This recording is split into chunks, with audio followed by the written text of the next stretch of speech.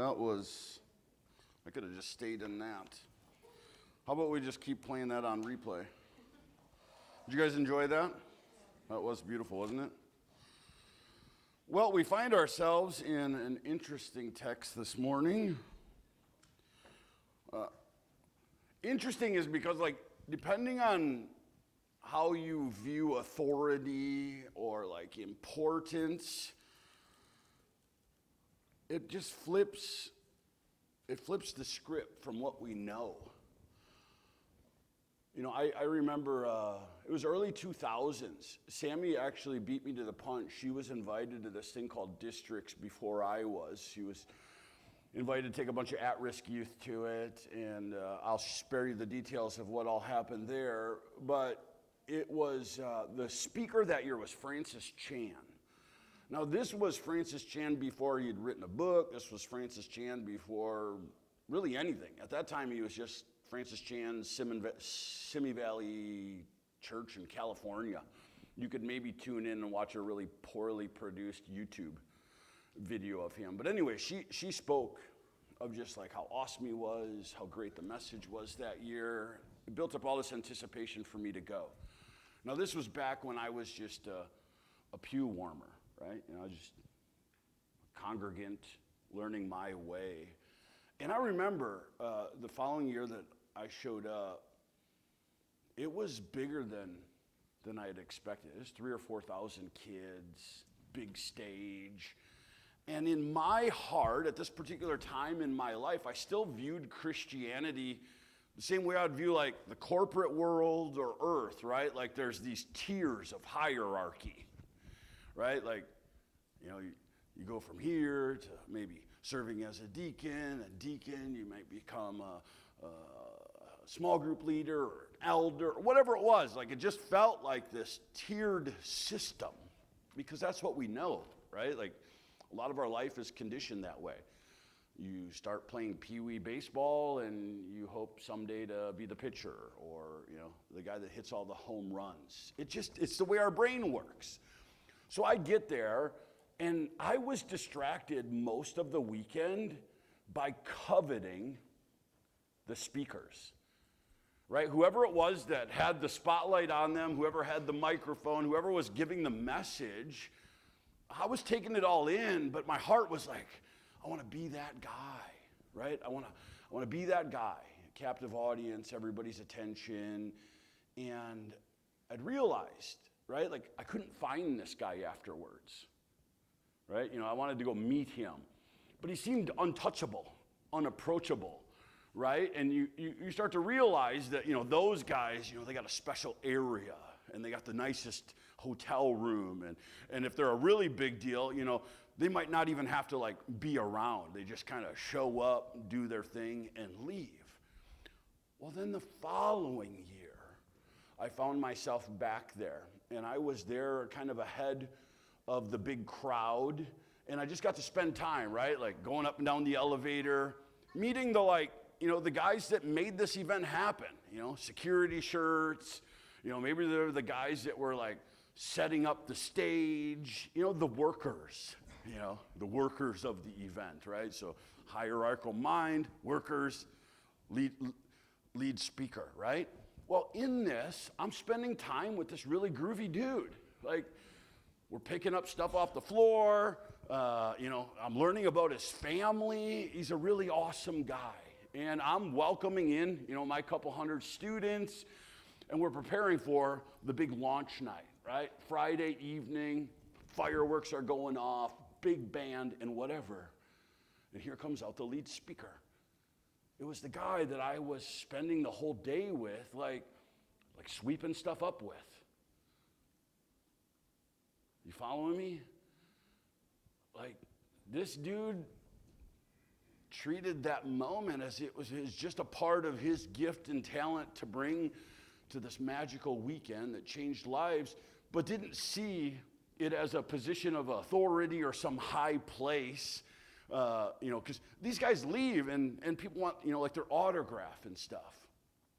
So I had this one perception of, being in that place as, guys that are flown in on private jet, not literally, it wasn't that big a deal, but you know what I mean? And I'd realized in that moment, this guy was not just doing, like he was walking the talk. You know what I mean? Because his message that night was all about being a servant and all these things that we learn from Scripture. So today is that, right? We're beholding Jesus, this Christ figure, that when we're done viewing him, hopefully it changes who we are. And it was little moments like that, and we can all think of it, right? I wish Louis was here, because I remember the first time I met Louis. He's there, at a school event, all of his sheriff gear on, looking a bit authoritative in that space. But you also watched him afterwards literally go and clean everybody's table, right? That's just who Louis is. Louis is the guy that was, taking your plate and taking out the trash. Like, which guy do you want to represent? Which gal would you rather represent? Who is more deserving of respect? So here's the creator of the universe who's drawing crowds from doing miraculous things, right? Think of the two directions he could have went as a creator in a human form on this earth. He could have used it two ways, right? Could have been the mysterious guy that comes and goes and hangs out in the green room and asks for only green M&Ms. Or he could lower himself and show that everything he's taught so far can even be seen and modeled in his actions. So if you're wondering where we're at, we're in John chapter 13, verses 1 through 17. As I share, this is as powerful of a moment in Scripture as your ability to understand what place Jesus chose to take in this moment. For some, it can be uncomfortable. For me, it shapes everything, right? These places that we sometimes will give high honor, what makes them truly honorable is when we realize their true purpose is to be a servant and to serve one another. And at some portion of today, we're going to see that modeled. Hopefully it's not cheesy. And that the text helps pave way to the beautifulness that is the church. Up until this point, like I said, you've got Jesus doing all of these things. Also to give kind of a picture, we're within the 24 hours now of Jesus taking his place on the cross. Right? So we've got 7 more chapters to go, but we're inside that 24-hour window. All that he's been talking about, all that he's trying to share with his disciples about his time coming and this hour nearing. The reason why the Son of Man came to be the sacrificial lamb to take the sins of the world away. It's upon us. We're inside that. So John chapter 13, verses 1 through 17. It was just before the Passover festival. Jesus knew that the hour had come for him to leave this world and go to be with the Father. Having loved his own who were in the world, he loved them to the end.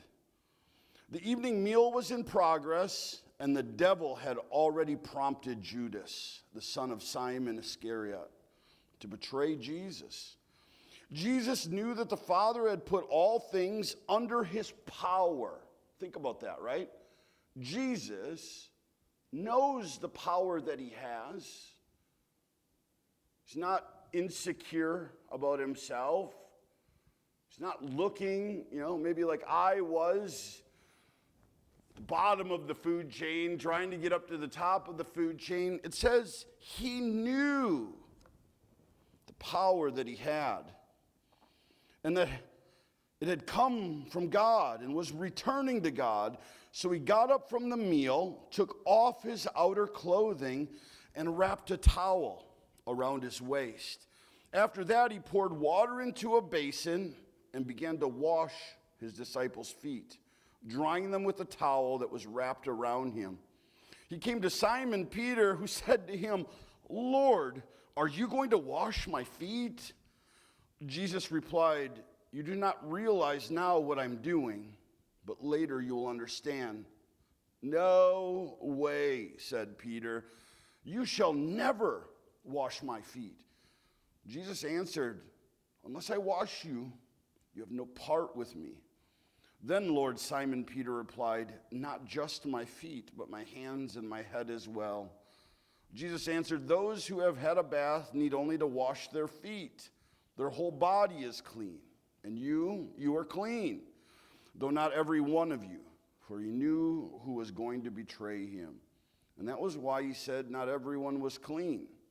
When he had finished washing their feet, he put on his clothes and returned to his place. Do you understand what I've done for you? He asked them. You call me teacher and Lord, and rightly so, for that is what I am. Now that I, your Lord and teacher, have washed your feet, you also should wash one another's feet. I have set you an example that you should do as I have done. Very truly I tell you, no servant is greater than his master, nor a messenger greater than the one who sent him. Now that you know these things, you will be blessed if you do them. I try to just imagine that moment. As I shared with you, I've seen it done before. I've been in countries where that's like a common part of their service, right? If there's someone that traveled a long way to bring the message that morning to church, and they come from a country like Haiti where they've maybe walked in sewage water, dust, and dirt, it wouldn't be uncommon that as they're coming into the church that someone would wash their feet. But here we have the Son of God lowering himself to wash his disciples' feet. For us, it would be weird, right? If you came over to my house and I just started, washing your feet, it wouldn't be common. But for these guys, not only was it common, it was reserved for the lowest of the low. In Haiti, it's not uncommon to have house workers. Some people might call them slaves. It could feel like slaves if you don't understand kind of the position and what it takes to live abroad. But even us living there, we had house help, right? We had people that did some of our cooking and cleaning and washed our floors and all that type of stuff. It was to give them a job. There weren't a ton of jobs there. But for them, it was honorable. They understood their place inside of this family unit was to be helpful in the things that maybe were simple and menial but took up time, so that the wife could invest more time in the children and do schooling, or if she had work to do, it allowed her to be more diligent in her work. And they understood that not only them, but the country they loved were the benefactors of it, right? Doing dishes and folding clothes wasn't necessarily going to bring money into the ministry that helped build the churches that they saw, or helped feed the children that they were in prayer for that would be fed. And certainly, like I said, their own paycheck. But also, as you spent time in Haiti, you start picking up this word called restivek. Now, restivek is the lowest of slaves. They're typically the person you don't see during the day, right? They're not the one that may get a place at the table. They certainly are not the ones that get the first plate of food. They typically are the ones that are getting the leftovers, if there are leftovers, and are the ones that usually aren't the first to go to school or to get a piece of cake at a birthday party or whatever. This is the type of slave that would usually be reserved for the foot washing point, right? So when Peter is watching his Lord, right, they already came into this space wondering who was, probably not even wondering, right? It's so normal that they were just assuming there was going to be some feet being washed. And because this person was typically the shadow person in the group, they probably didn't even think about who it would be. But in this moment of knowing what happens next, and they see Jesus, God, the Messiah, taking off his outer garment and putting on a towel, Peter already is like, what are you doing, Lord? Like, you're not going to wash my feet. Are you with me? Right? We don't live in a society that has this. I don't even know who we could think of that would have this place in our day-to-day. But I do fast track really quickly to part of the reason why I'm glad that God had us adopt from China. I've shared with you guys before, one of the things that impedes our understanding of this book is simply the culture we're born into. A lot of its depth and understanding and what should motivate us is lost because it contextually doesn't fit in our lifestyle.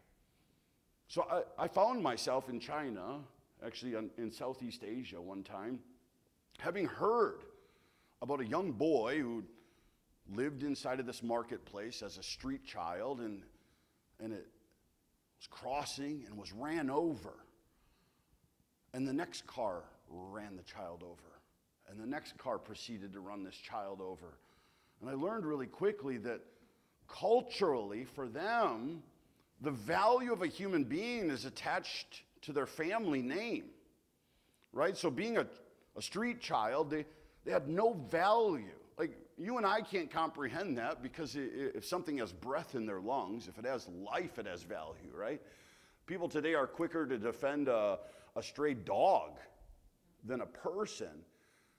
But that's the kind of stuff, like I said, that the culture that you live in sometimes can shape the depth of its understanding.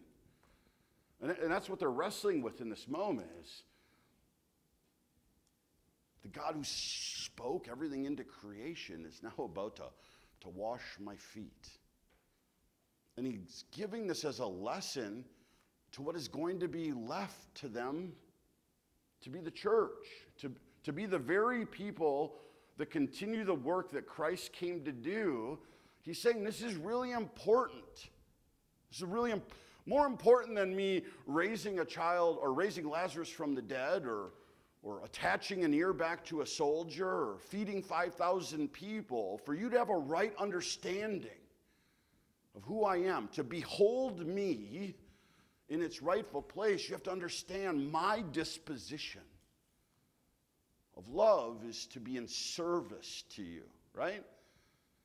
I mean, he lowered himself to endure ridicule, to endure the pain of being whipped and mocked and tormented, and to have a crown of thorns pushed on his head, all to serve us. Right? He didn't have to do that. He wanted us that when we come to heaven to worship him from a place of love, not just authority. Right? That's what he had before he created humans. He had angelic beings that only knew heaven. They only knew God as their creator. Didn't necessarily have the intimacy with his angels of love. That's why it says there is no greater love than this, for a man to lay down his life for another. And we as men can pound our chests and say that's honorable, but he says that's easy to do for someone that's your friend. But I'm doing it for you as my enemies. Right? Our heart, that he says, is wickedly desperate. That there's not a one of us that are good, not a single one without sin. He says, I am going to serve you in love because I want you to be forgiven for the things that you don't know. It goes back to what we are able to see and view as we live this life. And if you're anything like me, like I said, the one thing I had to learn in that 1 year gap is that my brain right away just thinks of things as hierarchical and authoritative. When I sit and take account for the things that I want to achieve in my life, the things that I find and put in high places, a lot of times they have titles attached to them. They have monetary rewards attached to them. And the reason why I even want the title or the monetary is because the things that it can produce in me, right? I want to be the guy that drives down the street and everybody throws their head to look and be in awe of the vehicle I drive or the shoes that I have on my feet. It's deep in us. It's rooted in us. And Jesus is taking this moment to say, yeah, you showed up to the Passover because you wanted to hang out with the guy that I raised from the dead. Those are the things that you're stacking up, that your heart is being drawn to. If you want to know me, my true character, look, I'm going to take on the position of a bondservant. That Restavek I spoke to, the reason why they get that horrible position is usually because of something tragic. It's a child that maybe lost its parents, and it doesn't have a place to call home. It's orphaned. And it's actually out of grace and mercy that it's welcomed into a house to at least be able to partake in the scraps of the home, to maybe get the underwear that your children won't wear anymore. It's always getting the second parts, the second goods. But it's rooted, honestly, in mercy. Because apart from even those scraps, that child would die on its own. So if you're in awe of God, if you find yourself like me, benevolent before him at the throne because of all the things that he can do for you and the things that you want from him, like a genie in a bottle. He's the one that has the power to grant your wishes. Don't forget that this is just as much his character as anything else. But to bear his name, to be called Christian, is to first not think too highly of yourself. And to know that if you want to be first, then you have to be last. And it's meant to be a life of service. If you went around town and just promoted Christianity from this place, would it have the same draw and appeal as a prosperity gospel? If you said that what God really wants from you is for you to be a servant, it's because God understands that when he built this thing called humans, this thing called the earth, it was meant to be saved into a body, right? We're meant to be a whole organism. And a whole organism works and functions well when each person is doing its part, right? Imagine if your body today, your blood says to the eye, I just want to be an eye.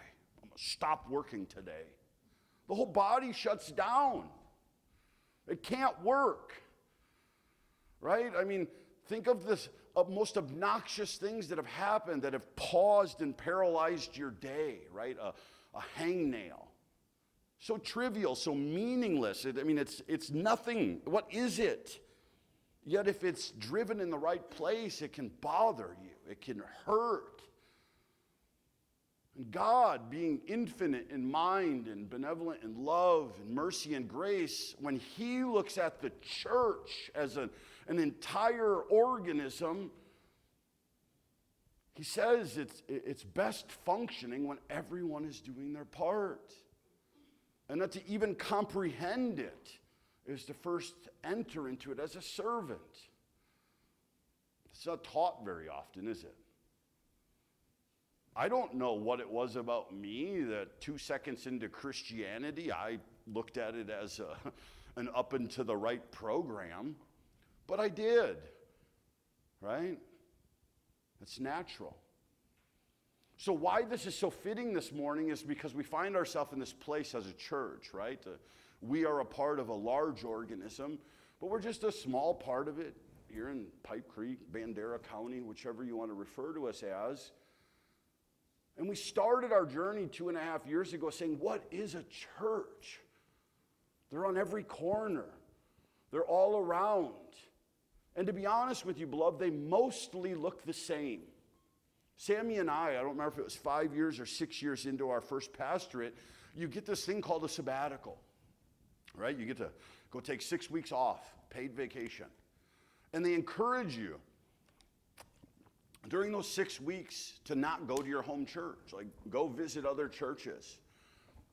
You want to know one of the most eye-opening experiences I had? Was that everybody was doing the same thing. Right? Everybody thought they were the best. They had the best vision, the best mission. They all had the same programs. Most of them used the same curriculums. They all sang the same songs. They all bought the same communion. They all looked about the same, depending on what side of town you were on, right? They might change colors a little bit, but it was still all the same.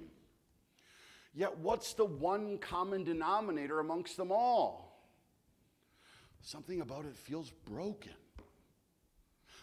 Not necessarily broken, but inside of every church, similar to as Scripture would say, there are those that are dedicated, one, to however they met God, right?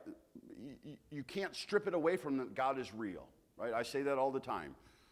I don't know what it would take, but it would be a lie for me to ever say that Jesus isn't real.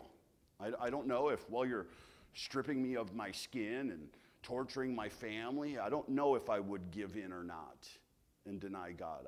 I don't want to think that I'm above Peter, who denied him 3 times. But I would hope that I wouldn't, because the truth of it is, I don't need Jesus to manifest himself. When he introduced himself to me, December 8th of 1999, I just knew it was him. I knew it was him. And then, in knowing it was him, he said, follow me, and I was led to Scripture.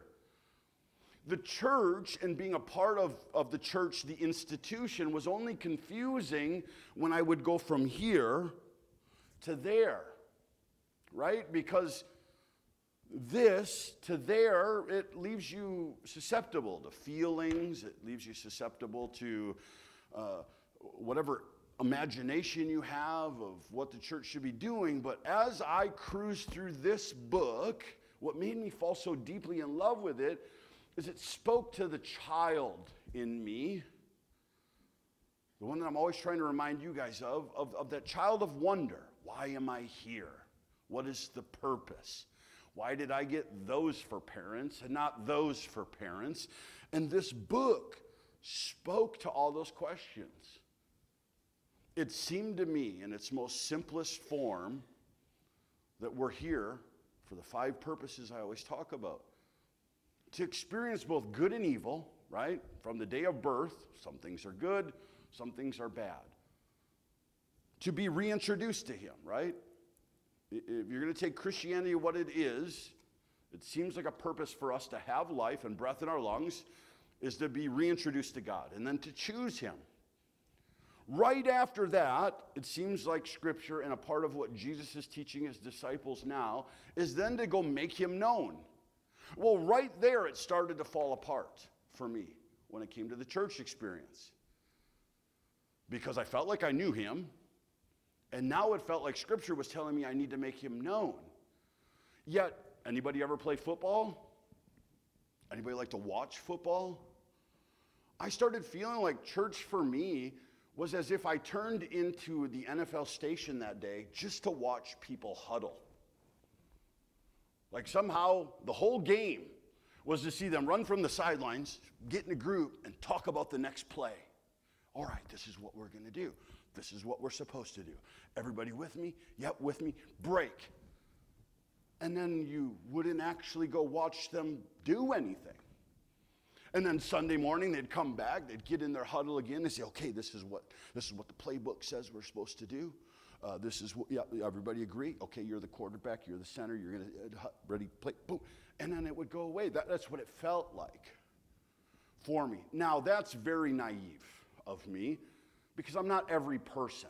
What I started to learn as I spent time is there's amazing God stories happening in most churches. It's just we're not really hearing about them too often, right? We live in a busy world. It's a very busy country. It's very demanding of us, so we don't have a lot of opportunity to know what everybody's doing, right? Like, for example, Tony just came back from an incredible 3-day weekend, filled with testimony. 36 guys sitting around being really vulnerable, iron sharpening iron, really cool stuff. But unless you get to speak with Tony about it, you may never hear about it. So anyways, as a person sitting in the pews, I felt like the first purpose after knowing him was already a little bit broken.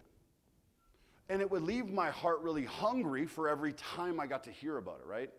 Whenever there was a spotlight and a microphone given to somebody to give a testimony, it would reignite me. It would get me really excited again because you're hearing about what God does, a living God is doing in someone's life or in the world.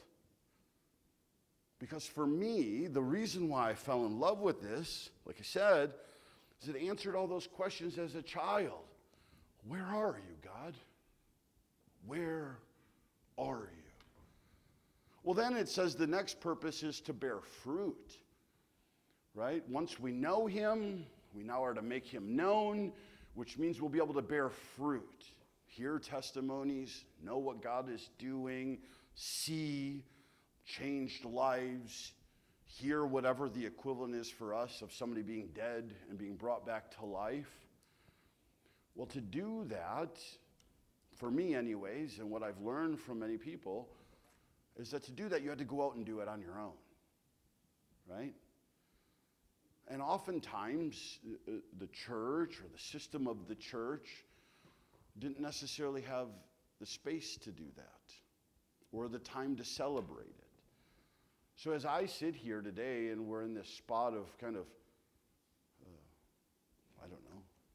restarting, rebooting, rebranding, whatever word you give it, it's like, how do we not do just what everybody else is doing? Not because one is right or one is wrong, but it's what happens when you get to kind of restart and relaunch, right?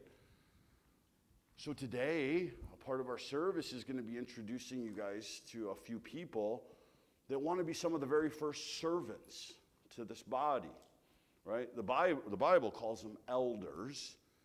But when you look into what eldership is, what you look into what a pastor is, when you look into what a deacon is, or whatever you look into a deaconess or somebody, it's how do you serve the body? And the elders of the church, their job is to try to get to know the body, to try to look inside of them and say, God, who do you want these individual people to be?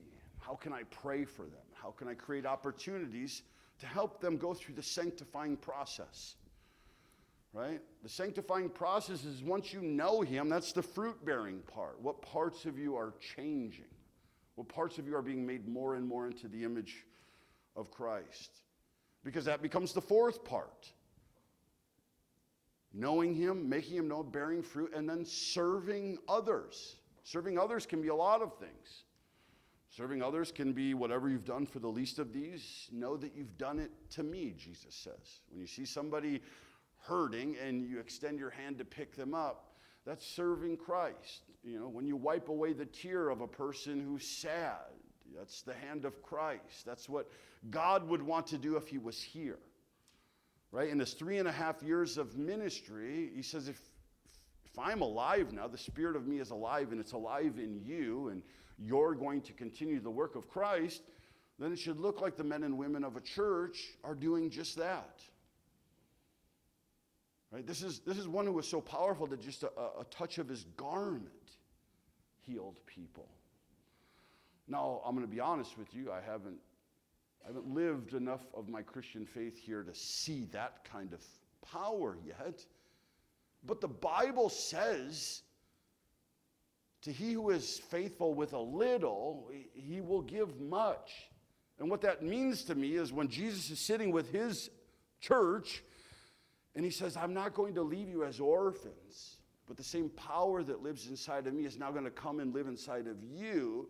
And you, this is his words, this is God's words, you will do even greater things than me. So if Jesus was able to walk on water, and Jesus was able to raise people from the dead, and Jesus was able to heal lame men and lame women and whatever it was, it's not saying that you can't do those things. But what he is saying is it begins here. How many people would love to be a part of seeing God's miraculous? How many people would love to be able to put your hands on someone that's hurting, not because you have the gift of healing, but because you believe God is omnipresent and alive today, that in faith, while praying for them, that the potential for them to be healed is real. I would love that. But God is not a God of disorder. But it would be foolish to think that you or I could arrive at that place if we first don't understand that God himself lowered himself to a bondservant status. You know what I'm saying? This is the God that said, what do you seek? Oh, you seek me? Well, know this. I don't even have a home to lay my head at. If you want to know me, you have to follow me. And that may not look like the Hilton. It might look like a campfire in the woods with people that hate you and people that are trying to kill me. Right? We want to get and we want to follow a God of all of the benevolent parts while forsaking that in a moment he's saying, what you don't understand right now, you will. So if you want a part of all of the good, know that it starts at the lowest level of being a bondservant. Kadro, who's probably watching kids right now, was a part of one of, remember I said 6-week sabbatical, we went to all kinds of different churches. She was a part of the big deal church in town, the one that, probably everybody was trying to set the bar to. 500 children in our children's program. 500 children. 10 boxes of goldfish a Sunday type children's program. You want to hear something really embarrassing? 2,500 people, and we could not even staff the volunteers. Do you want to know what we had to do? We had to hire them. Quarter after quarter after quarter, talking to an audience who the children belong to.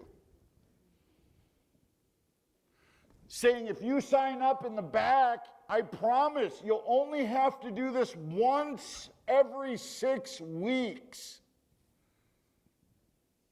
75 blanks. Quarter after quarter after quarter. While sitting in a pew saying, God, heal my marriage. God, help my kids not go astray. Father, give me a raise. Father, help me give more. Help me do more. Help me be more. Forsaking that Jesus said, let me wash your feet. We had one of the best children's programs probably in town. You walked in and the foyer had a big plastic McDonald's Playhouse thing in it. Kids could ride a pole down to the ground. Twirly slides, water slides, bounce rooms, Nintendos, everything. Because people loved spoiling their kids. But nobody wanted to serve them. The very next generation to carry the torch, to put a servant God out in front of the world, not even willing to serve themselves. I thought I was all alone. And in that sabbatical, I realized that was every church's problem. Everybody wants to come. Everybody loves the big screen. Everybody loves the parking lot with parking attendants. And everybody loves that we can afford the best of everything. But nobody wants to serve. Everybody just wants to be served. So what was it? 10 years I had at that church. 6 of them as a pastor. No, I guess it was just 7 total, 6 as a pastor. Anyways, whatever. Best of the best, all of the money. We weren't moving the needle, beloved. We were not moving the needle. We had the same divorce rate as the church down the street. We had the same freshmen in college losing their faith after having them in our perfect children's program. After having my youth group, I was the youth pastor of it, got to take the kids on Greyhound buses to Colorado every winter. I got to load them up and take them to the LA Dream Center. I got to go chase all of the biggest festivals, and none of it you had to pay for. It was all supplied for by the church.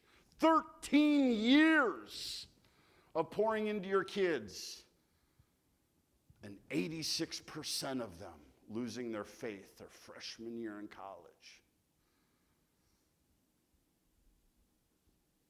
If we're going to move the needle, if we're going to think we're doing anything good and great, it's not going to be measured in how polished our service is.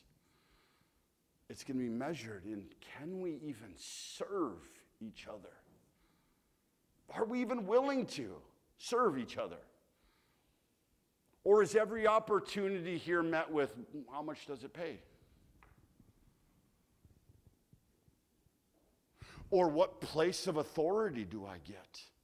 Does this mean I get a cool title, a fancy office, a church credit card? I don't mean to mock this. I truly don't. I'm as guilty of it as any person in here. But I'm talking about the sober places of your soul that says, God, I want to know that when I pray, that you have power. I want to know that when I'm grieving as a body, that you're excited to come and be in our midst. If it doesn't start at the foundation of servanthood, I don't know if we should expect much. It's easy to be a part of stuff when things are great. It's fun to be a part of the church that has the coolest t-shirt. I drive around San Antonio, 2.5 million people. It feels like every other card has a CBC sticker on it. I can't speak into what life change is happening there. It might all be awesome. It could be awesome. I don't know.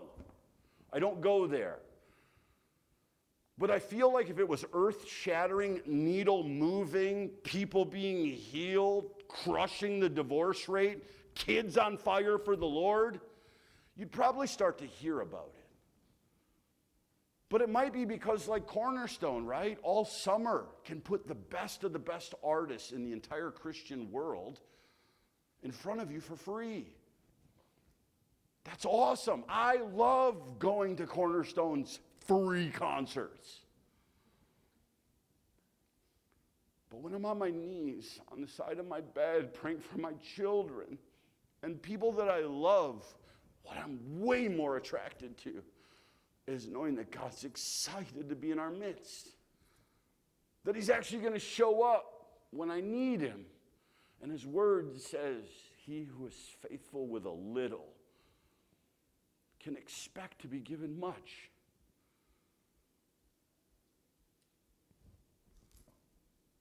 So let us, as we put stakes in the ground to become the church that we want to pray into, know this from me to you, and I hope it becomes the spirit of our body. Be the first one to serve.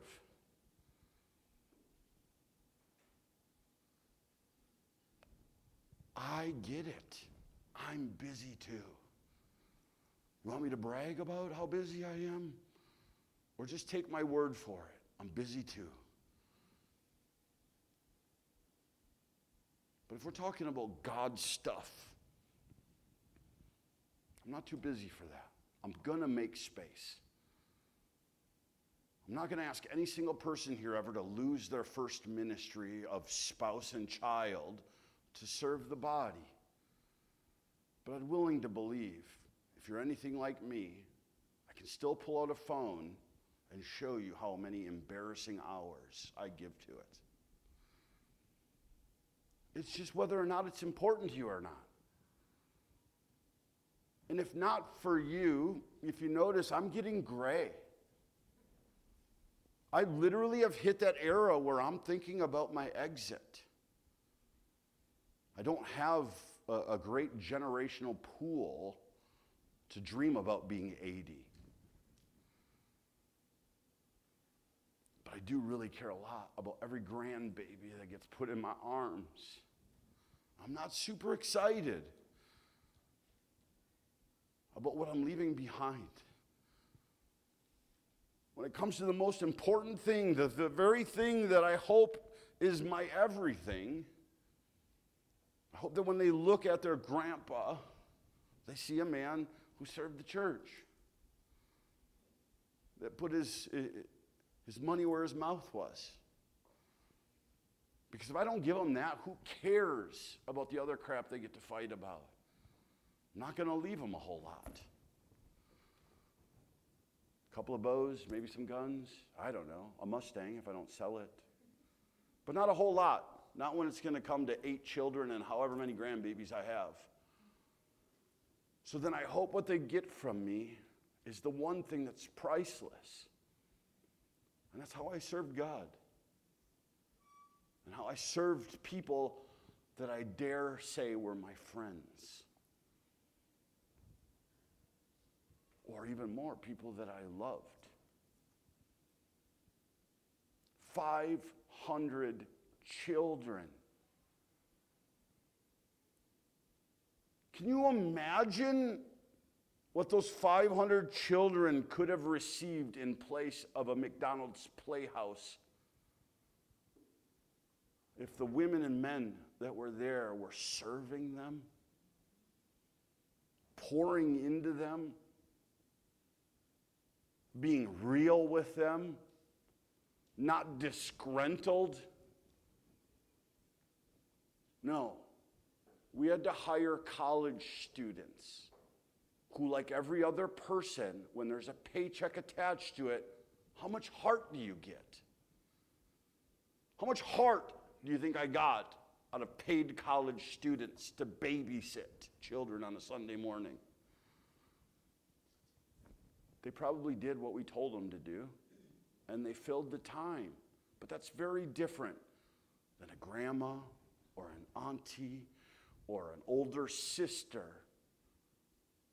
pouring out their time in devotion and love. I don't even know if those kids were that Christian that we were hiring. They were available, warm bodies that could put on a smile to make people feel comfortable of taking their kids into a room so they could go enjoy the show. Have I put it on too heavy? Maybe a little. But it's real, isn't it? It's like comedy, right? Some of the worst jokes that you're like, why am I laughing at that? It's because it's rooted in some truth. And I know there's not a lot gained by pointing fingers. I'm not trying, that's not my heart. My heart is not to point fingers. I'm just saying, I'm a part of the system too. I'm a part of it. And what I need from myself and what I would expect for others is to go to that quiet place that you personally go before the Lord with.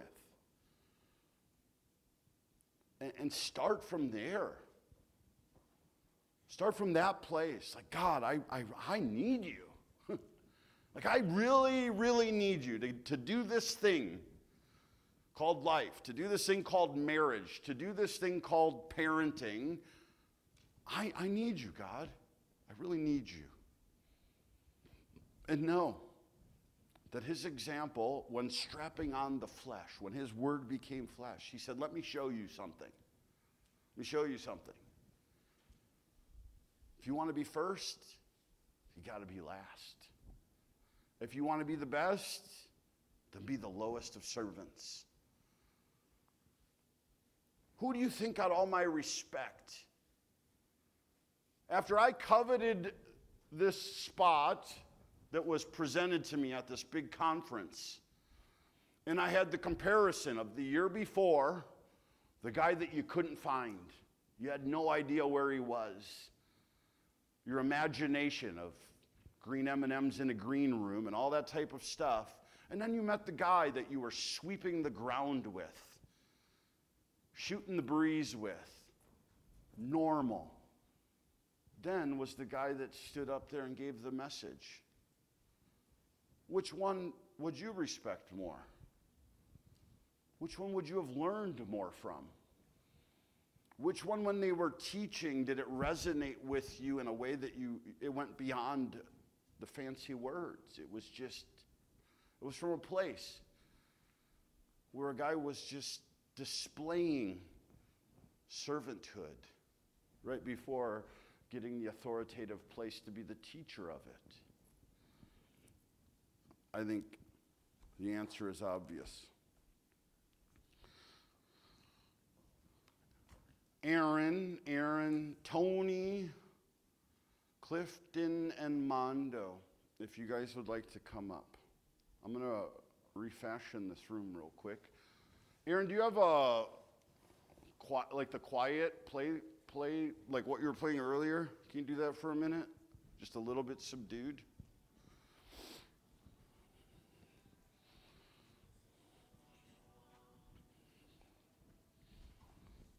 If you guys just stand facing them kind of from that step towards communion.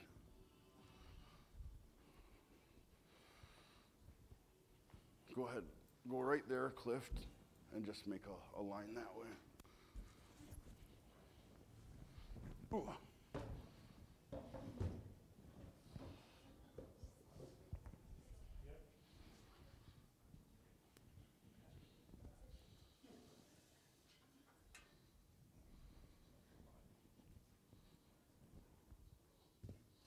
No, Mondo, don't help me. You stay over there. No, I don't want him to help me. I was being serious, not sarcastic. You can line up with them. You are my elder before me, but I'm going to wash your feet too, Mondo. So I hope you had a pedicure.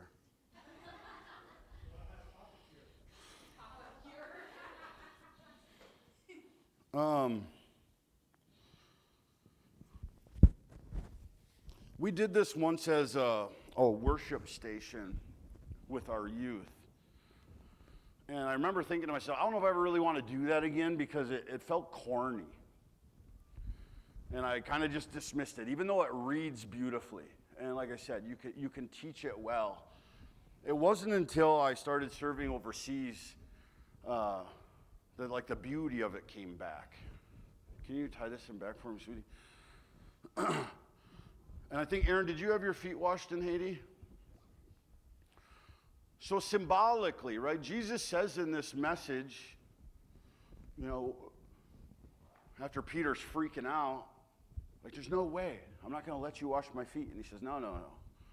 Unless you wash my feet, consider yourself outside of the group. And Peter's like, okay, fine then. My head and my body too. And Jesus goes back to the feet, right? So the idea is this. God always is using physical representations to understand the spiritual. So in that moment, yeah, their feet were probably actually dirty. But think about where you've been. Think about where you've gone. Think about all the places you've been as a human being. Your feet were there too. Right? Your feet are what carried you there. So spiritually, our feet can be dirty, right? So, yeah, Jesus was washing their feet, but he was also saying, like, I'm also cleansing you. I'm preparing you, right? The sin that's on you. I'm perfect, right? Jesus is perfect and holy. And he's saying, I'm gonna wash your feet so that you can be perfect and holy. But he's also doing it because he's getting ready to give them authority. Right? They don't quite realize that 24 hours from now, the one they're following is going to be dead. And he's been teaching them this whole time, like, I'm going to be gone, and I'm going to be seated with my Father in heaven. Everything else that you hope for, everything else that you want to see happen, it's going to be your responsibility. You're going to be who the people come to now. And don't be afraid, because the same power I'm not looking for you to do it, Cliff. I'm not looking for you to do it, Tony or Aaron, or I'm not looking for you to do it, Joe. I need you to trust and believe that the same Spirit that you're following is now going to come and live and dwell inside of you. And just know that in your coming and going, just as you get baptized, you can always come before me and be cleansed again, you know? And that's what the ceremony of foot washing is that he commanded them to do. Because it wasn't a once and done. The text says it right there. I'm doing this for you because you will also need to be doing it for others. So it's symbolic in sense. It's not a part of our normal Sunday morning. But in Haiti, when you're a visiting pastor, it is common. As the church is doing their worship, you'll see the pastors and the elders in the back washing the feet of whoever the visiting teacher is that day. And what's happening in that moment is it's saying, hey, we're going to give you a place of authority, but first from a position of servanthood, right? So what's before you are God, well, on the far back, Mondo was an elder here that partly was a part of the group that invited me in. So one, it would just be honoring for me to be able to wash his feet. But the rest of these guys are coming on as elder candidates.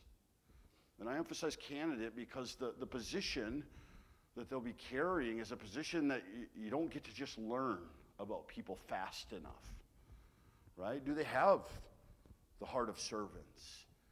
Do they look at the position of eldership as a low place first, of where their job and their duty is to serve this body, to be the first to pray for you, to be the first to show up in times of need? Because a pastor can't do it all, right? Even in a group this small, I wouldn't be able to tend to every need that may be here in the body. So that becomes shared amongst your elders and then your deacons. And these are guys that they need to walk in a way that's honoring of that position, right? Like they're taking a spot from a seat to a spot where now people are going to know them partly by their title, which means the world will judge them different. And God says he will judge them different. It's the reason why he says, hey, don't all be quick to be teachers. Don't all quick to be leaders inside of the church, because you will be held more accountable, right? So our job amongst each other is to hold each other accountable. I'm not an acting free agent inside of the body. I may be the first to communicate vision and mission and the scriptures, but I need a council of men behind me that are making sure that I'm in check and in balance of the text. And each of these guys have a different gifting and a different gift set. You know, some may be more known for their prayers. Some may be known more for their theology. Some may be more known just for their love and kindness and gentleness. But anyways, I need time with them, and we need time together before we probably introduce them again as their official elders. Obviously, Mondo is. I am currently. Aaron Powers is. We just haven't made it like official yet. But Aaron, for those of you guys that don't know, I mean, he's been a pastor for 2 decades at least, right? 25 years or so. But we've never spent a ton of time just in this arena. And what Aaron does know about me is I take this stuff serious. but only because it's what I want, it's what I'm expectant of on the backside.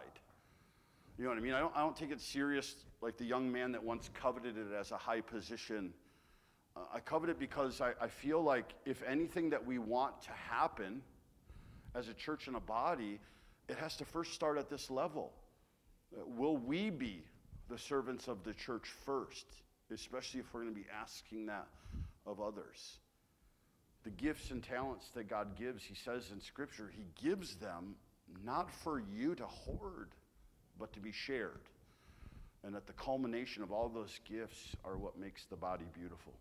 So, Clifton, assume the position.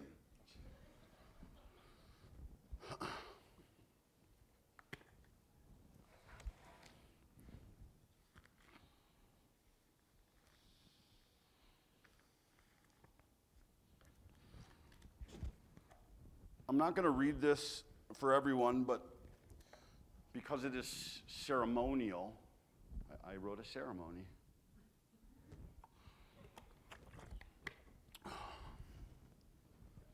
You can turn the music up just a little. Up. Well, just because I'm going to have my back turned towards you, this is a moment of observance for you guys and not participation, so you're not bored to death.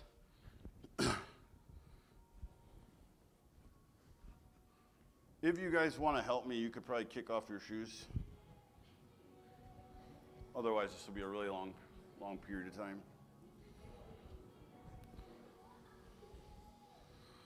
Clifton, this is not a symbol of your authority. This is a symbol of your responsibility. You're not being called above the body, you're being called beneath it. As Jesus has served, so will you serve. And as Jesus has lowered himself, so will you lower yourself.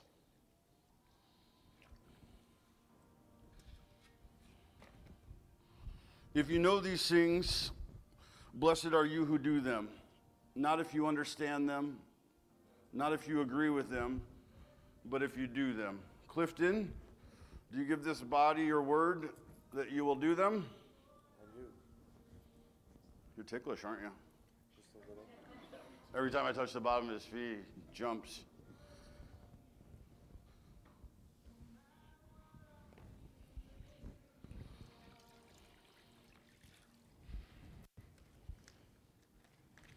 I certainly know how Peter felt. Well, Tony, as I shared with Clifton, this is not a symbol of your authority, but an acknowledgement of your responsibility. You're not being called above the body, you're being called beneath it. As Jesus has served, so will you serve. As Jesus lowered himself, so will you lower yourself. If you know these things, blessed are you if you do them. You understand that? Not if you understand them, not if you agree with them, but if you do them. Tony, do you agree to do them? I do. Thank you.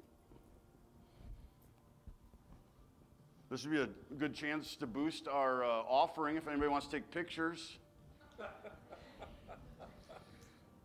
We could be the first church to go after the kingdom with feet pics, Cliff. Thank you, Tony. Aaron, boy, Mondo, by the time you get here, this water is going to be black, brother. It's all right, my favorite problem. Aaron, this is not a symbol of your authority. This is a symbol of your responsibility. You're not being called above the body. You're being called beneath it. As Jesus has served, so will you serve. As Jesus has lowered himself, so will you lower yourself. If you know these things, blessed are you if you do them. Not if you understand them, not if you agree with them, but if you do them. Aaron, do you agree to do them?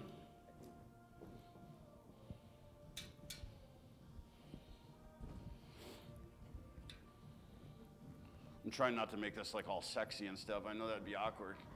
I'm not trying to do it like that barber that like massages your head. Watch the eye contact. Thank you, Aaron.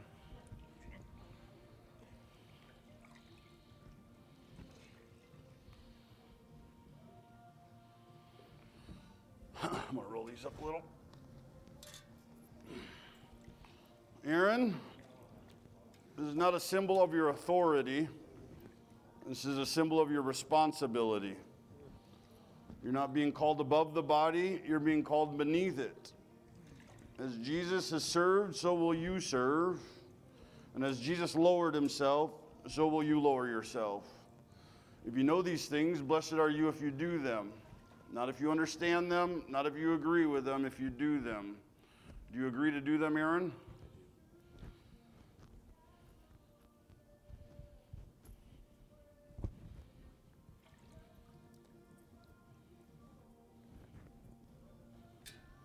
Thank you, sir. Mr. Armando? Yes.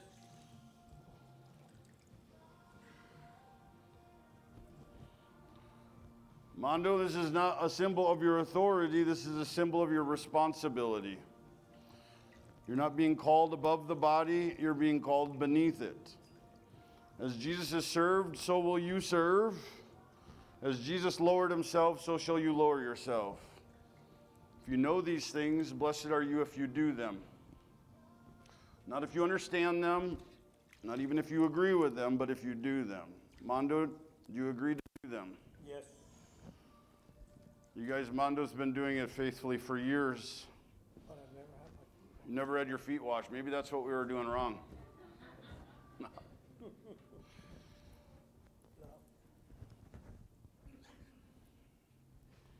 She's looking at me, no. Thank you. Gentlemen, thank you. Appreciate each of you. It'd be an honor to serve with you.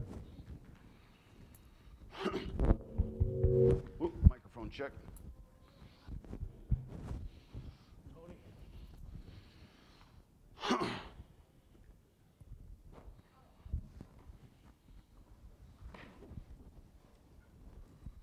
Guys, thank you for enduring that. I hope it was a blessing.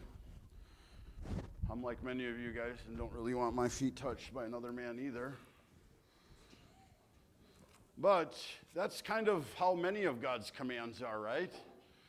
If we were simply just to look at God's commands and choose which ones we wanted to do and which ones we didn't want to do, there'd be a lot that we would forsake.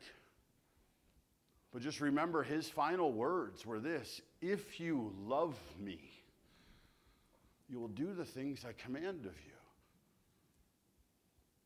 The ones that he said, depart from me, for I never knew you, for you are followers of lawlessness. He said it was because you did not do my Father's commands. Jesus did not want to take the cross. The evidence of it was the night before, which we're approaching. Well, the evening of. He asked God, if there's any other way, please let this cup pass from me. But not my will be done, but yours. I will confess to you guys, I don't know how to do this any better than anyone here. I don't know how I come across. I've never got to be me from outside of me. But I do know my heart. And it's been trampled on like people's, and it's been given away a million times. But I do love big. I do love deep. But I also believe that far more important than sincerity and motive is truth. There are truths that this book holds to that we also have to. We just do. And some parts of it are hard. Some parts of it are not enjoyable. I would love to be the fun, goofy uncle that just fed kids sugar and let them watch bad TV. It'd be way easier to win friendship that way. But if we want real friendship with one another, we need permission to also do the hard parts. We're meant to be called to a body. When my life gets haywire, and it does, what gets me through is obviously knowing that God is seated above it all, But what makes it more comforting is to know that I might have other people to go through it with. It's not until you start feeling alone that life gets really scary and overwhelming. I said it before and I'll say it again. The church is supposed to be the safest place in the world.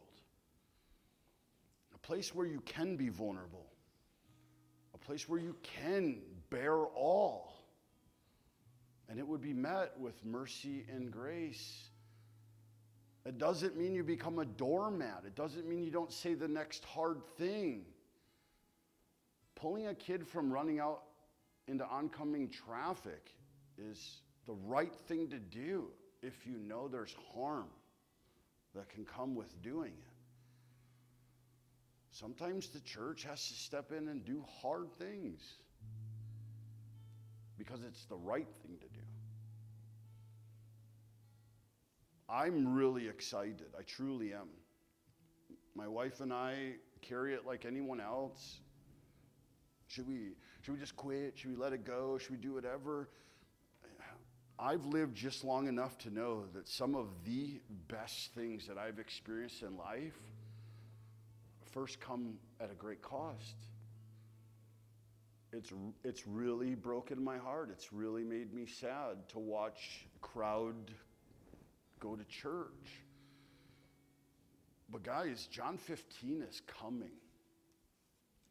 It's like right around the corner. And God is a good God. And he says if it's a vine connected to me, it has to produce fruit. It has to. It's not allowed to just be connected and suck nutrients and suck water from the branches that are producing fruit. And that can start feeling judgmental, and it's not mine to judge. That's all God's business. But sometimes pruning happens. And I imagine it hurts. But if it's to produce better fruit, then I will endure it. Because it's fruit that I want to see. It's fruit that I want the next generation to see. I don't want to be a part of the problem. I want to be a part of the solution. And when I toured all those churches during my sabbatical, the one thing that God echoed hard was a lot of today's message. 2,500 people, and you couldn't get 75 to show up to care for their own children.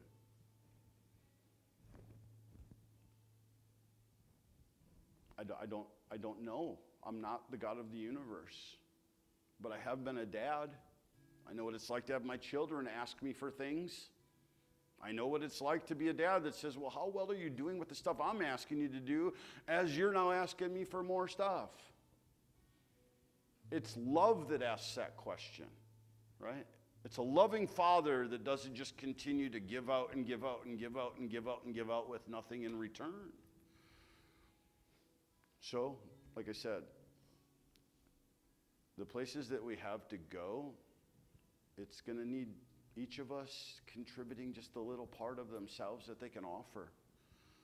5 loaves and 2 fish fed 5,000 people. God wasn't asking for a lot, right? He's not asking for all. He's just saying, whatever you have. Give me whatever you have, put it in my hands, I'll pray and bless it, and then watch me take care of the rest. Father, thank you, Lord, that you are a God seated above all, in the highest of places, knees bent, heads bowed, singing, holy, holy, holy are you. And you are not just a God that says, do that because I am. You are willing to lower yourself to the lowest of places, to wash the feet of undeserving men and women, taking off your crown to share it with us. You could stay and remain an only child. Yet you allow us all to be co-heirs with you. What was once reserved a name for only you, Son, you've chosen to share it with all of us. I get to be a son. You get to be a son. You get to be a daughter because you said, this is better if I break it all up and share it. We are your namesake. We are your namesake. When people see us, when people hear our name, do they think of us as servants first?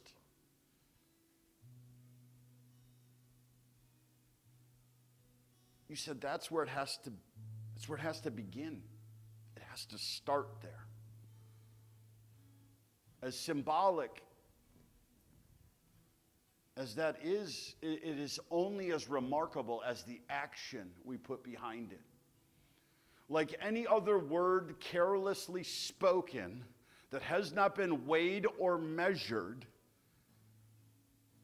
does it strip that moment of everything if it is not acted upon? Lord, we can't do it apart from you. Be our strength. Be our everything.